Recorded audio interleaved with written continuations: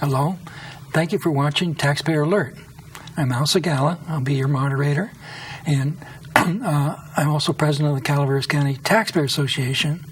And as you know, if you've watched this program before, we really load up on good information, and we always support our Constitution. We support property rights. We want honesty in government. We want sunshine in government. We're really your friend if you're a taxpayer. And we only charge $12 a year if you'd like to join us. Well, tonight is no exception. We have wonderful lady, Suzanne Cruz, who's the director of the Liberty Institute. And this is a dynamic organization. I just discovered it, and they had a recent event. But let's let Suzanne tell you a little bit about herself. Welcome, Suzanne. Welcome. All right. What about you? How'd you get involved with all this stuff? Well, my kids are in their 30s. I have one that's actually my daughter. Trains fighter pilots how to fly jets. Oh, wow. So we're a big American family. We love the country. And if you've talked to some of your friends, some of them commiserate and complain about the way the world's going. And just one day, I thought, let's do something about it. Kind of like George Washington said, let's do something about breaking away from that horrible King George. Right. So there are people who do things, and there are other people who just talk about it. So it was about 30 of us got together. There was a building in downtown Sonora, tiny little thing. Like, it's so small you have to go outside to change your mind. And we're like, hey, let's rent this and let's just turn it into an American Heritage bookstore, and with a couple of events a year. Now, for me, I was raised in Tuolumne County. My dad actually helped build the expansion bridge linking Calaveras and Tuolumne County. I've come and gone over the years. But this opportunity presented itself, and we thought, let's just try it. There's no real business plan other than let's just try it. Well, apparently your try has been really successful. There was a recent event that I went to along with 6 or 7 other people from Calaveras County, and we were just amazed at what we so enjoyed it so much. The event was Constitution Day.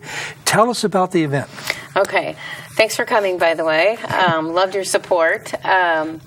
Constitution Day is September 17th, and it's a national day of observance, not a day off.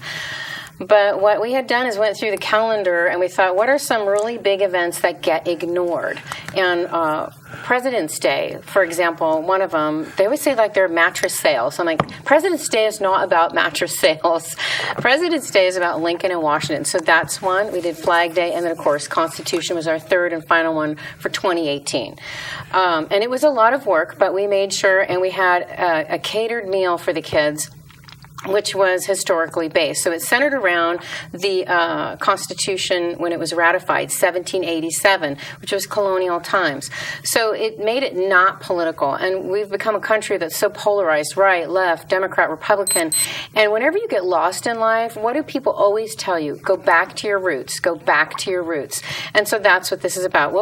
Why did they fight break from King George? It was over taxation, and it was controlling government, and you were subjects.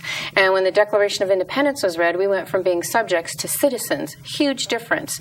And it's about self-governance. So the kids went to Constitution Day, and they learned about some of those things. And they learned about gunsmithing and how to make clothes, calligraphy. And then they even learned about the food of that era, because the caterer, one of the requirements I had of the caterer was, like, you have to like kids. And he's like, trust me, I do. So he went out of his way to make a real colonial meal. So there was no hot dogs and cheese. It was just like steamed potatoes and things that they would eat. It was Yankee pot roast. Yes. It was delicious. It was good. It was. And then we had, actually, it was amazing. When you create an event like this, people, they want to actually share their talents, and they come to you and they say, how can I be part of this, and not even want to get paid? It was really an interesting dynamic, because sometimes you might think, well, it would cost a lot to do this, but really, it was very minimal cost, because a lot of people right now love their country and they want to share that love. So the magician was free. We had a magician come out of the Sacramento area, and he really wowed people. The music was free. We had fiddle and banjo. And then also all the volunteers came and shared their expertise. Even a gunsmith brought all of his real 1700s firearms, even a real musket ball. Yeah. And then the lady who did the photo booth, that was also, I just want to be part of this, and I love sharing this with kids. Yeah, you did a spelling bee, and I think one of our Tuolumne County supervisors was asking the questions. Yes, that was Rotifer, Carl Rotifer. No, it was Randy Hamville. Oh, Randy Hamville. Okay, yeah. I'm sorry. And he had his little colonial hat on, and everybody got into the spirit of it. And there was a tie, but finally the tie was broken. And a downtown jeweler actually gave us a 1 ounce silver coin. Just gave it to us. I mean, that's kind of the interesting momentum that happened with Constitution Day. He's like, here, this is for the kids. So. Oh, that was wonderful. Yeah. And also there was a poster contest for little kids, and it looked like there were a lot of posters up there. There were. I actually was searching online, and there is actually a national poster contest for children. It's kindergarten through 12th grade, and you mail your poster in. It's called constitutionfacts.com for your listeners. A lot of constitutional facts in there. And printouts, crossword puzzles. So if you want to spend some time with your kid and not just whip out the Constitution, you can go to constitutionfacts.org and get some of those printouts. .com or .org? It's .com, yeah. Okay. And Randy did the spelling contest and the posters. That's where I got the idea. But then I thought, let's just add this other stuff to it. Like the Dickens Fair is very much like that, or Colonial Williamsburg. So I just combined those ideas. And it was really relatively inexpensive to create a festive atmosphere. There was 40 posters entered. And it's interesting because K through 12, a 6-year-old is not going to draw as good as a 12th grader, right? So we created a rubric which had to do with effort. So most of us have had children, right? And so we can remember what our 6-year-old was capable of. So there was a 6-year-old that won. So if you judge it on that scale, we had 5 or 6 winners, and they all walked away with cash. Of course, kids love cash, right? Yeah. So, yeah. I hope that this would be happening again next year. People started talking about it. That's another thing about creating an event is creating momentum, because people talk about it, and that's your best advertising. Yeah.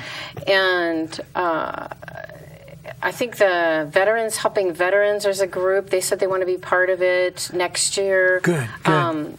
Many other groups out there said that they wanted to be part of it. So we'll probably need a larger building next year.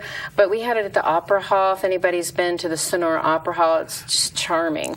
I'd hate to lose that because it added to the festive environment and go to the fairgrounds. But I'm not going to turn away people who want to come. Yeah, well, parking would be an issue. With the fairgrounds would have more parking. Right, exactly. And it looks like the Opera Hall is plenty big enough, but all those people come with cars. Yeah. Now you have in the location, Liberty Hall, you have a lot of books, and we have a couple of those books now. And maybe I'll hold this so that we could see. Well, it's a blue cover. You won't be able to read it on the camera, but tell us about it. Okay, so that's one of our signature books that we carry. We have a lot of those. It says on the cover, "If you can keep it." Now, Eric Metaxas wrote this book. He likes to write a book a year. He's actually from Greece, and he loves America. And he noticed, too, that there's something wrong with the country right now, this self-flagellation, this beating ourselves up over past sins.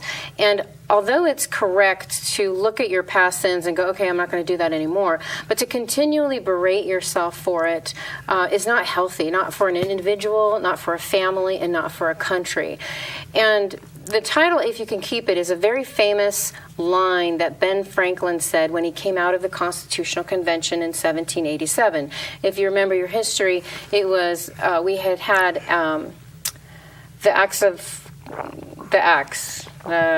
Constitutional, Confederate Acts, my brain blanked out, but you know what I mean. At the conclusion of the Constitutional Convention, a lady asked Benjamin Franklin, what have you given us? Yes, yes. And then he said, a republic, if you can keep it. Ma'am. It was, yes, it was the Articles of Confederation. Okay, there, senior moment. Anyway, we tried that for 10 years. It wasn't working because all the states kept doing their own thing. And so they had the Constitutional Convention. He came out, and Mrs. Powell went up to him. She said, you've been deliberating for 100 days. Have you given us a monarchy or what? And he said, we've given you a free republic if you can keep it. Yeah. And many articles and books have been written on it. And the premise of If You Can Keep It is that many people have forgotten that it's self-governance. That's the idea of America, is that we are free to govern ourselves if we do a good job of it. And so that's why he said that famously. So that's one of our favorite books. And then the other one... this one... This is... Oh, we can actually read that on the screen. It says George. Isn't that a fabulous picture of George? I just think he's so sexy there. Well, he's not smiling. No, he's not. He's very stunning. It was a tough times for him, you know that? They were. What a guy he was. So... George Washington actually wrote a book, 101 Rules for being living a civil society. And he copied that from the Jesuits. And what's also required for a free republic, self-governance, is that you be personally responsible, that you behave yourself. And he really believed in that. So sometimes when people come into Liberty Hall and they're kind of down on their luck, we've had dads who don't have any money and they bring their kids in.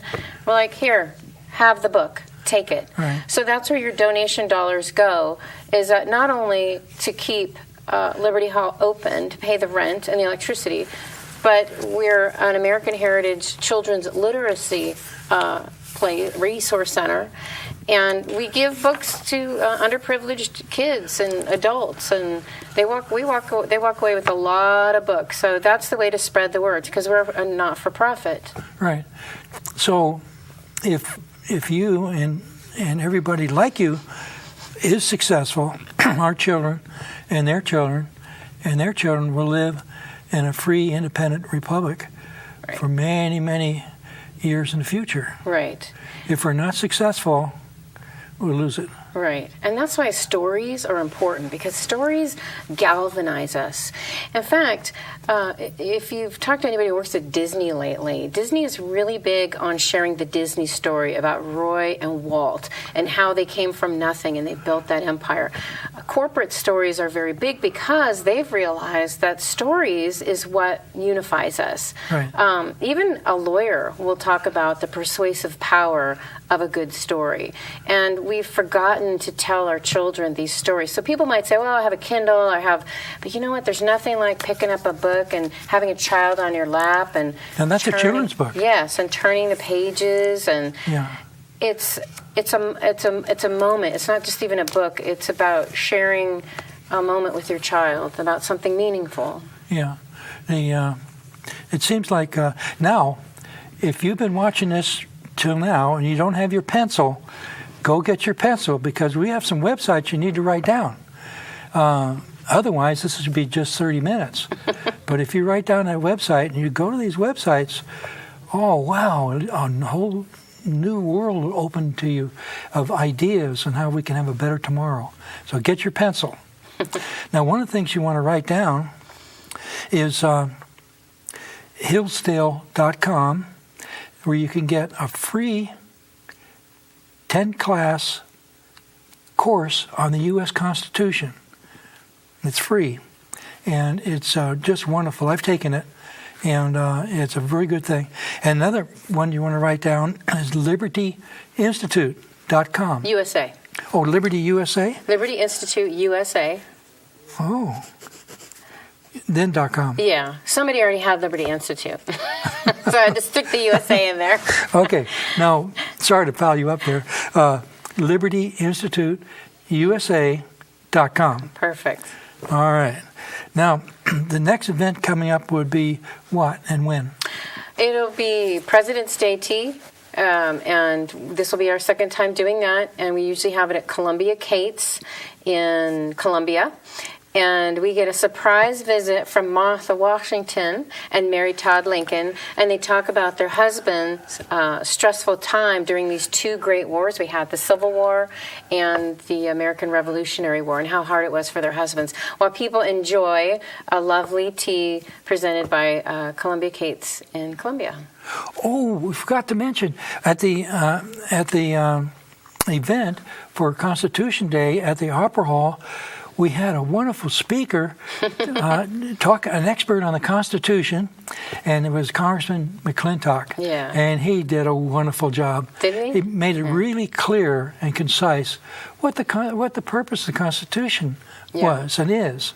He was great. Yeah, it's just wonderful. And there was a video put together about that meeting, and it's on your website. Is it on libertyinstituteusa.com? Uh-huh. Okay, and that video shows some of these kids on these different stations that they went through, and also has a little bit of, it's USA.org, not USA.com. Oh, boy, we really screwed that one up. Yeah, no, we didn't. We saved it. Okay, you got an eraser on your pencil? Well, use the eraser and put .org instead of .com. But go to the resource page. And that's where you'll see the pictures. Okay. It's a short video. It is not very long. Yeah. And it's really a happy thing. If you see that video, you'll be inspired because the kids actually are doing the video. Yeah. And it's just great. Isn't it great? Now constitutionfacts.com is another website. And I think constitutionfacts.com is also the site for a book on the Constitution called Constitution Facts. Right. And you can get bulk orders of constitutions there. Yeah. Now, our Taxpayer Association has ordered 100 copies, and we have 100 copies of Constitution Facts, and you're welcome to have one just by inquiring. And you can go to our website, which is calaverastaxpayers.org, or just call me at 785-1491. Now, going back to Liberty Hall. Now, when a person goes into Liberty Hall, what's the address? Okay, so it's 161 South Washington Street, Sonora, which is pretty close to the main intersection downtown. And when you walk in, we've tried to make it a replica of Independence Hall in Philadelphia. And the purpose for that, again, is to make it not political, because you can go to Philadelphia and go to the real Independence Hall.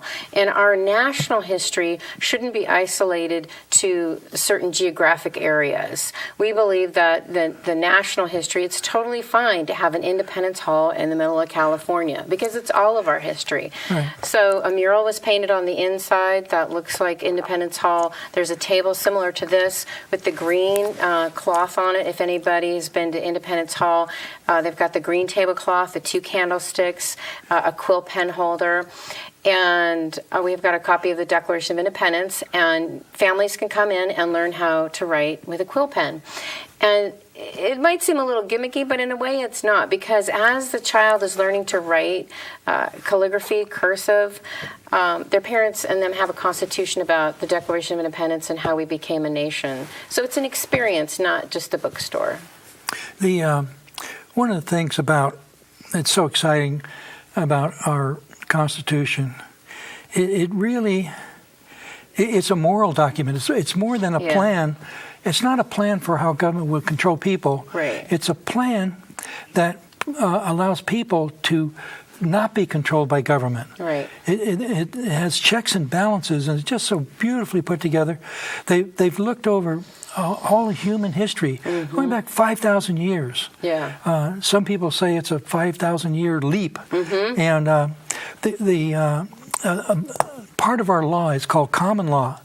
Common law is based on the idea or the notion that people have natural rights in their life, liberty, and property. Right. Now, even though the Declaration of Independence says pursuit of happiness, life, liberty, and pursuit of happiness, at that time they couldn't use the word property because the slave trade was very controversial and all about, and they were talking about people being property people. Jefferson said, "Oh no, we are not going to use property as a fundamental right in the Declaration." Right. But in the Constitution, wow, they made a difference. On the 5th Amendment and on the 14th Amendment, it's life, liberty, and property. Life, liberty, and property. and when we realize that, if we're armed with this knowledge, when we have local things happen like zoning laws, planning commissions, we have a state law called CEQA. If we remember, we can apply these laws if we bear in mind that the property owner has natural property rights guaranteed by the Constitution, which is superior to any zoning law, superior to any general plan, superior to even Congress. Right.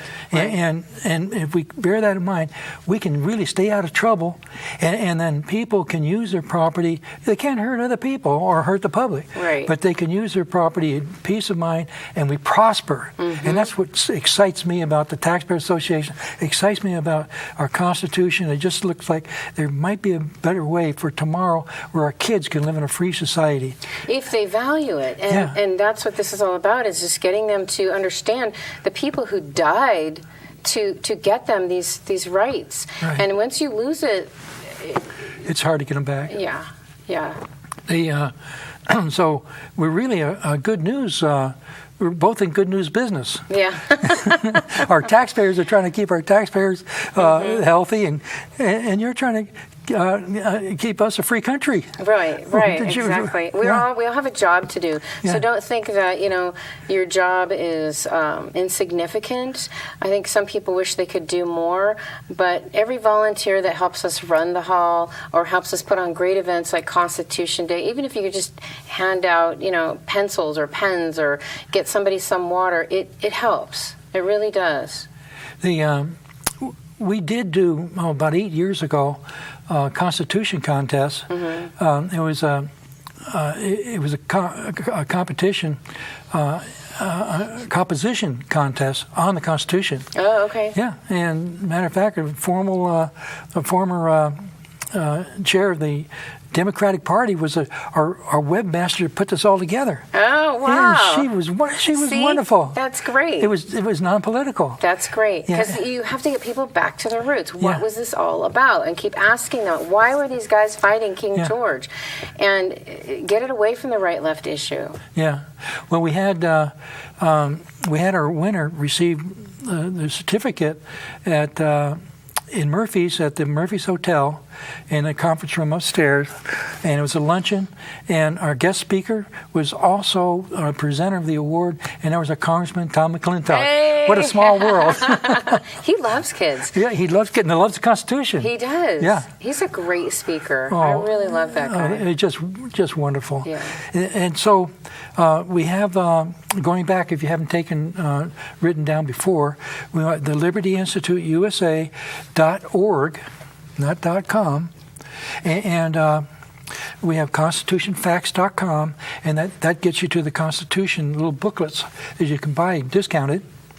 And then we have Liberty Hall, and Liberty Hall doesn't have its own website, is that right? No. Okay. It's just located at downtown Washington Street, 161 South Washington. And that's across from the Sonora Inn? Yes, yeah. Okay. And we'd love to have you.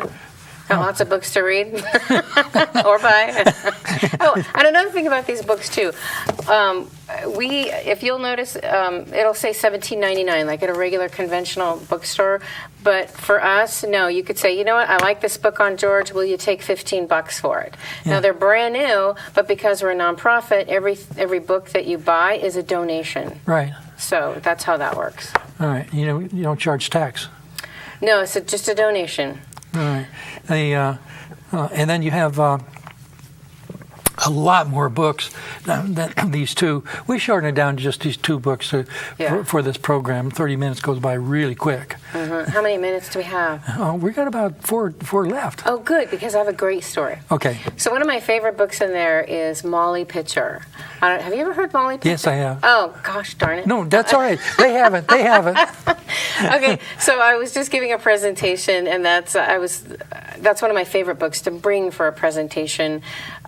And the story of Molly Pitcher is that during the Revolutionary War, many towns were abandoned. And so, like, if you had a business, there was nobody to do business with because everyone was gone. So people were just like, all right, I guess I'll go. So Molly Pitcher's husband cut hair, and she says, well, you know what, I'll go with you. And a lot of the wives went with the husbands. And I have no idea why she grabbed a pitcher, but she grabbed a pitcher, and I'll go with my husband.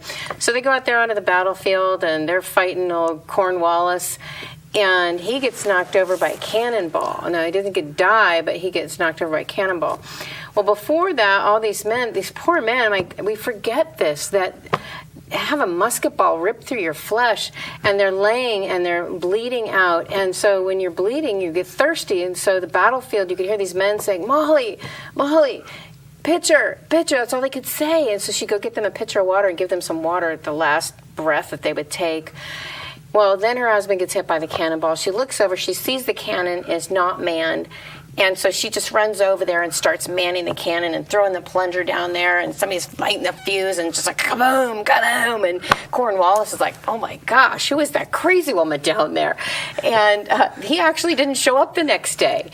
And so that night, General George Washington's riding his horse around. He's like, who is that woman? So he finds her and he makes her America's first female sergeant. Oh, what a story. But yeah, you could, I got all those great books in there of stories that have been forgotten that are great to tell our kids. Oh, that's fantastic. You mentioned that there's 100 things that George Washington put down as important. Rules of civility. Rules of civility. Do you have them memorized? Oh, no. I mean, gosh, you were really good on that Constitution talking about... Okay, let's see. Think before you speak. Rule 73. I got to do that. This is good for today. I was reading one once. It said if you had to spit, you should spit in the corner of the room and not at your feet. Some of these crazy rules. But that wasn't George's, but that's a crazy rule. I don't think people want you to spit in the house at all. Well, Ed won't let us spit in here. Pronounce not imperfectly, nor bring out your words too hastily, but orderly and distinctly. This is good. Let's see.